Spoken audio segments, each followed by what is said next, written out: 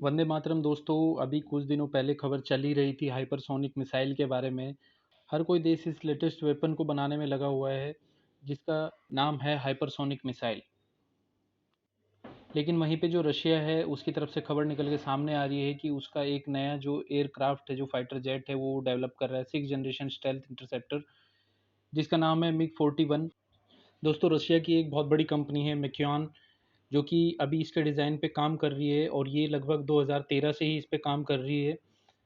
Russia का यहाँ पे क्लेम है कि इसकी जो स्पीड रहेगी वो मैक 5 रहेगी। मैक 5 मतलब दोस्तों, ये करीब करीब जो इसकी स्पीड होगी, अगर हम किलोमीटर्स में इसकी बात करते हैं तो ये होगी 6174 किलोमीटर, मतलब कि 6174 किलोमीटर्स पर आवर। 1 घंटे में इसकी ये स्पीड होगी। वहीं पे अगर हम एक हाइपरसोनिक मिसाइल की बात करते हैं तो उसकी जो स्पीड होती है वो लगभग 7408 किलोमीटर पर आवर के आसपास होती है, मतलब कि 7408 किलोमीटर्स पर आवर।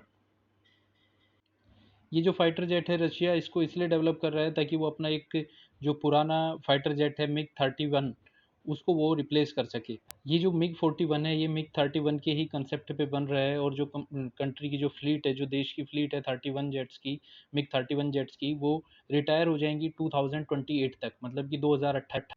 वहीं पे कुछ रशियन रिपोर्ट्स का दावा है कि ये जो फाइटर जेट होगा मिग 41, ये एक मानव रहित फाइटर जेट होगा फ्यूचर में। मतलब कि इसको ये डेवलप कर पाएंगे आगे जाके एक मानव रहित फाइटर जेट में। इसको इस तरह बनाया जाएगा कि इसको भविष्य में एक मानव रहित जेट में भी कन्वर्ट किया जा सके, और ये एक पूरा ही नए तरह का फाइटर एयरक्राफ्ट होगा।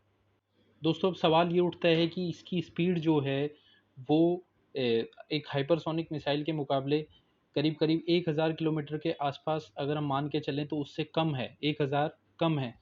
तो ये फिर किस तरह उसको इंटरसेप्ट करके और उसे गिरा पाएगा?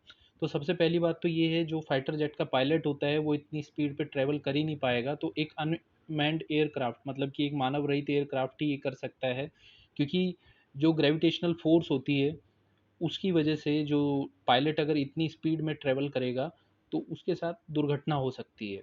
इसलिए एक मानव रहित एयरप्लेन ही ये कर सकता है। साथ ही साथ अगर हम इस एयरक्राफ्ट को अगर पूरी इसकी स्पीड पे अगर हम नहीं उड़ा रहे हैं तो इसमें जो मिसाइल्स लगी हुई हैं वो भी एक तरह से हाइपरसोनिक इंटरसेप्टर मिसाइल्स होंगी, जो कि उस मिसाइल की गति से उड़ सकती हैं जिसे उन्हें गिराना है। तो इसका मैं आपको कॉन्सेप्ट बताता हूँ दोस्तों। इसमें होगा क्या कि एक रशिया का जो ग्राउंड रडार है वो पहले उस हाइपरसोनिक मिसाइल को डिटेक्ट करेगा, जो कि उस कंट्री, मतलब कि रशिया की तरफ किसी ने लॉन्च करी होगी।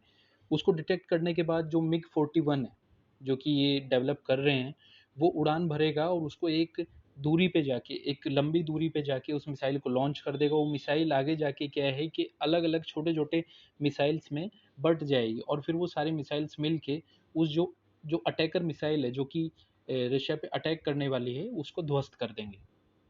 साथ ही साथ जो इनका ये एयरक्राफ्ट है मिग 41, इसे अंतरिक्ष में भी लेकर जाया जा सकता है। मतलब कि इसमें ये भी कैपेबिलिटी है कि आप इसे लेकर अंतरिक्ष में भी उड़ सकते हैं। दोस्तों, अब इसकी ये जो अंतरिक्ष वाली कैपेबिलिटी है, हम इससे अंदाज़ा लगा सकते हैं कि इसको डेवलप करने के लिए पूरी तरह से नए हथियार, नई स्पीड, एक पूरा ही अलग डिज़ाइन चाहिए होगा, और ये बहुत ही ज़्यादा हाईटेक जेट होगा। सबसे पहला हाइपरसोनिक मिसाइल बनाने वाला पहला कंट्री भी रशिया ही है।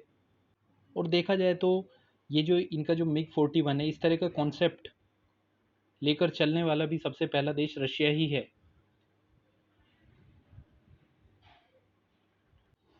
तो दोस्तों, आज के लिए इतना ही। अगर मुझे इस विषय से रिलेटेड कोई भी इन्फॉर्मेशन मिलती है तो मैं आपके साथ ज़रूर शेयर करूँगा। प्लीज़ सब्सक्राइब करें, और आपका इस वीडियो को देखने के लिए धन्यवाद।